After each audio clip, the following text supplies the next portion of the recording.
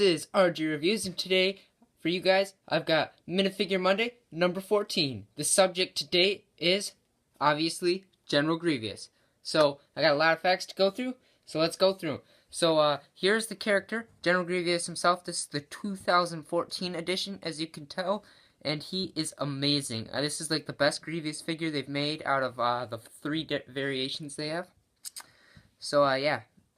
I mean, this is all probably custom molds for Lego that they did a great job. You can see like all the little detailed parts where his neck is, where all the vital organs connect, right there in the core, and then also the chest parts and that.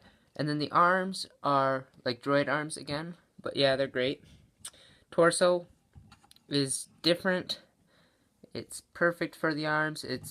This figure really embodies Grievous, and then you also got the eyes, which is just perfect. The head is like so accurate, it's crazy. And then he's also got the new sort of legs that him and Darth Maul have, which are great. So yeah. Oh, and then the back there, just some extra detailing, which is awesome. And then all the arms are movable, so that's cool. So if you wanna take this Minifigure off the stand. No, see, like, goes up and down, side to side, and such. So yeah, so this is the 2014 edition. And there's another edition that was in like 2010, and except it's like more of a tan color. And here I have actually the 2007 General Grievous, and also 2005. But as you can see, this is how he started out, and it's a lot simpler. He's got a droid legs, droid arms, and then like they'd split like that, and ta-da, he's got 4 arms. This was like the coolest thing to me when I was younger.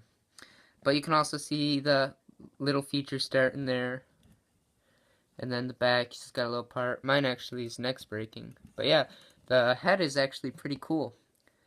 It's a kind of an odd figure nowadays, but back then it was like the best thing there was for a villain with 4 arms. I mean, that was pretty sweet.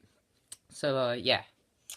So let's start with some Lego history. He first appeared in 2005 in this form right here, except he had a cape, in set number 7255, General Grievous's Chase.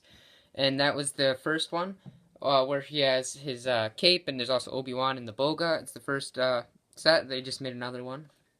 And then he also appeared like this in 2007 in set number 7656, which is General Grievous's Starfighter, which this minifigure is from. It is one of my first sets when I started collecting. And then we go to 2010, where updated General Grievous, the Clone Wars edition, was made. So it's this edition, but in tan. And he came in the General Grievous Starfighter, so it was basically the 2007 one, except a little bit nicer. And that was set number 8095. And then that figure also came in the 2012 set 9515, the Malevolence. And I believe it was also featured in the Star Wars Display Set 6. So yeah. And then this one that you're looking at here, this Lego General Grievous, was featured, or came out in 2014 in set number 75040, which I just did a review on. Go check it out. And it is General Grievous's wheel bike. It's like an updated version of the 2005 set, except it doesn't come with the cool Boga lizard creature. But no, I really like the wheel bike. It's pretty awesome. Little fact, all the Lego Grievouses come with 4 lightsabers. Weird.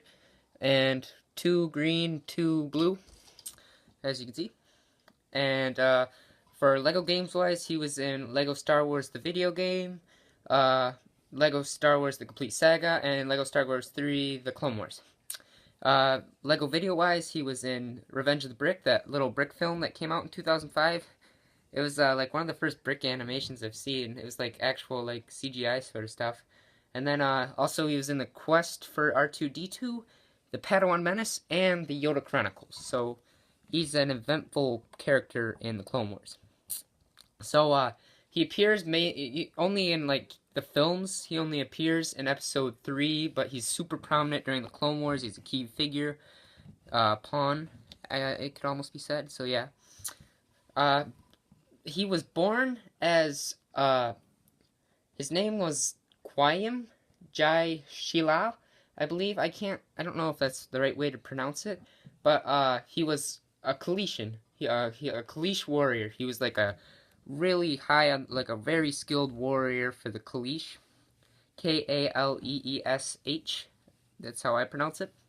And he was a very good warrior. He was like, I don't know. He was very prestigious. The other people that he would fight with, he was very honorable. And this brought attention to him, like as one of the planets, during the war where they're trying to gain planets, the Republic versus the Separatist. And during a conflict on their planet, a bomb was placed in Grievous' ship to try to get rid of him. And it went off, of course, and he actually survived it. Only a couple of his organs, and that was when the reconstruction of himself began. The process began. His parts were put together, and he became a cyborg, and he was presented to Count Dooku as a sort of weapon that he could use in the upcoming Clone Wars, which were about to start, which he was used a lot through it. He was assigned as the supreme commander of the droid army. He was trained in the art of lightsabers by Dooku. That's why he's so cool. Episode 3, great scene where he's just swinging them around and such. Also, the Clone Wars, some great scenes of him.